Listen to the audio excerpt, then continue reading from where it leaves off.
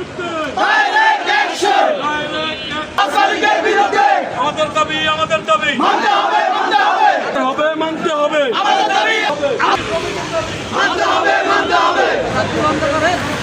আমাদের দাবি মানতে হবে ডাইরেক্ট অ্যাকশন বাস মালিকের অ্যাকশন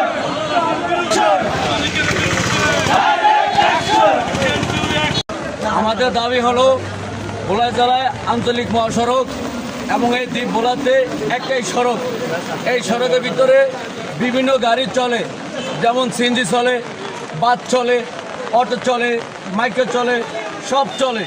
কিন্তু আমাদের এই ছোটো সিএনজির উপরে বাস মালিকেরা খুব অত্যাচার করে। পথে কিছু নারী বাহিনী ভাড়া করিয়া, যেমন কোমরদ্দি খাড়ায়, তারপরে আপনার এই পৌরসভার গেটের সামনে খাড়ায় গাড়ি গ্লাস ভাঙে, যাত্রী নামিয়ে দেয় এবং কি আমাদেরকে মারধর করে। কিন্তু আমাদের দাবি হলো একটাই, আমাদের উপরে কেন তারা সন্ত্রাসী দিয়ে বাহিনী দিয়ে আমাদের উপর অত্যাচার করে? যদি সিএনজির কোনো সমস্যা থাকে, তার ভোলা জেলা প্রশাসন আছে, তারা দেখবে, আইনগত ব্যবস্থা নিবে। কিন্তু তারা তারা করে কি, রাস্তার মাঝপথে একজন রুগী নিয়ে যাইতে এলে রুগী নামিয়ে দেয়, অটো দিয়ে ভাড়িয়ে দেয়, সিএনজির গেলার ভাঙ্গালায় আমারও মারধর করছে, এমনকি আমার গাড়ি বাসে বাড়ি দিছে। আমি বাস কর্মকর্তা করে দেওয়াইছি, সকল মানুষের জানাইছি, তারা কইছে দেখতেছি এই পর্যন্ত শেষ। গাড়ি কিনছি কিস্তি লইয়া, ব্যাংকেতে লোন লইয়া গাড়ি কিনছি, এক একটা গাড়ি 7 লক্ষ টাকা গেছে। এখন আমাদের গাড়ি বাস মালিক সমিতি লাঠিয়াল বাড়িতে দলিল গাড়িরে ভাঙচুর করে, পিডা ড্রাইভার নামায় দেয়। বাস মালিক সমিতি লাঠিয়াল বাহিনী, আমসার বাহিনী দিয়া এই অবকাণ্ড করাইছে। আজ যা প্রায় 20-25 দিন প্রায় এই করতে আছে। এইটা আম করে কেউ সমাধান দেয় না। আমাদের গাড়ির food permit, business, registration, insurance আছে।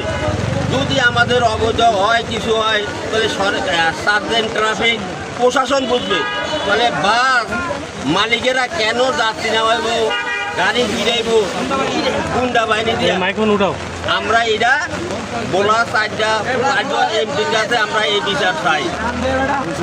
আমাদের একটা যৌক্তিক দাবি, কেন আমরা আমাদের দেশনেত্রী জনাব তারেক রহমানের প্রতি বিনীত অনুরোধ করছি, আমাদের ভোলা জেলার এই সমস্যাটা সমাধান করবেন আপনি, এবং আমাদের ভোলা জেলায় যে 4 জন সংসদ সদস্য আছেন, আপনারা এটা নিবিড়ভাবে পর্যবেক্ষণ করিয়া দেখবেন আমরা সাধারণ মানুষ কিভাবে রুটি করিয়া খাইতে পারি, বা আমাদের ফ্যাটে লাত্তি দেয় কীভাবে।